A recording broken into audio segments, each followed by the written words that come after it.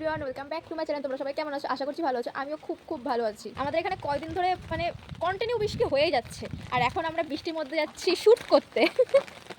দাঁড়া, তোমাদেরকে একটু দেখাই। পুরো রাস্তা কাদায় ভর্তি হয়ে গেছে। এই রাস্তাটায় আরেকটু বৃষ্টি হলেই জল জমে যাবে, যেমন সামনেটা জমে গেছে। ওখানে জলটা তো কোনো সময় শুকাবেই না। তাই বলে ভেবো না কিন্তু এই বৃষ্টির মধ্যে আমি একা শ্যুট করতে যাচ্ছি। ওখানে নিশা দাঁড়িয়ে রয়েছে, ওখান থেকে নিশাকে নিয়ে তারপর আমরা ম্যামের বাড়িতে যাবো। আর আজকের আমাদের ফটোশ্যুটটা কি লুকের উপর আছে সেটা তোমাদেরকে পরেই বলবো। কটা খুচরো 500 টাকা, মানে কি বলবো। এখান থেকে 10 টাকা টোটো ভাড়া, তাই না? 10 করে 20 টাকা টোটো ভাড়ার জন্য ওখানে 500 টাকা খুচরো দিতে হবে। নিশা 500 টাকা খুচরো করার জন্য সারা দোকান খুঁজে বেড়াচ্ছে, কিন্তু কোথাও 500 টাকা খুচরো পাচ্ছে না। এতগুলো দোকান খুঁজে লাস্টে গিয়ে এই দোকানে গিয়ে 500 টাকা খুচরো হলো। টোটোর থেকে নেমে স্টেশনের এখানে এসে আমরা জানো তো সারা জায়গায় পদ্ম ফুল খুঁজে বেরিয়েছি, কিন্তু কোনো জায়গায় গিয়ে আমরা পদ্ম ফুল পাইনি। যে কটা ফুলের দোকান সব কটা ফুলের দোকানে গেছি, কিন্তু কোথাও গিয়ে আমরা একটাও পদ্ম ফুল পাইনি। লাস্টে গিয়ে আমাদের চোখে পড়লো শাপলা ফুল, তাই ভাবলাম পদ্ম ফুলের বদলে শাপলা ফুলটাকেই নিয়ে যাই। যদিও বা শাপলা ফুলগুলো কেমন যেন হয়ে গেছিল, কিন্তু কাকুকে আমরা অনেক বলার পরে কাকু ওখান থেকে ভালো ভালো শাপলা ফুলগুলো আমাদের বেছে দিয়েছে। পদ্ম ফুলের বদলে আমরা শাপলা নিয়ে শুট করব, জীবনটাই বরবাদ।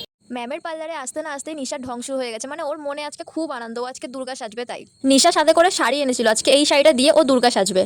আমরা এখানে বসে বসে শাপলা ফুলগুলো পুরো পদ্ম ফুলের মতো করে ফোটাচ্ছিলাম। শাপলা ফুলটা দেখতে কি সুন্দর লাগছে না? এই যে আমাদের কুটনির মেকআপ শুরু হয়ে গেছে, আর এটা হচ্ছে আমাদের ম্যাম। তোমরা যদি কেউ মেকআপ কোর্স কমপ্লিট করতে চাও তাহলে কিন্তু ম্যামের সাথে কন্ট্যাক্ট করতে পারো। ম্যাম কিন্তু অনেক সুন্দর মেকআপ করায়, আর খুবই কিন্তু রিজনেবল প্রাইসে মেকআপ করায়। শাকচুন্নি দেখেছো? এখনই দেখাচ্ছি।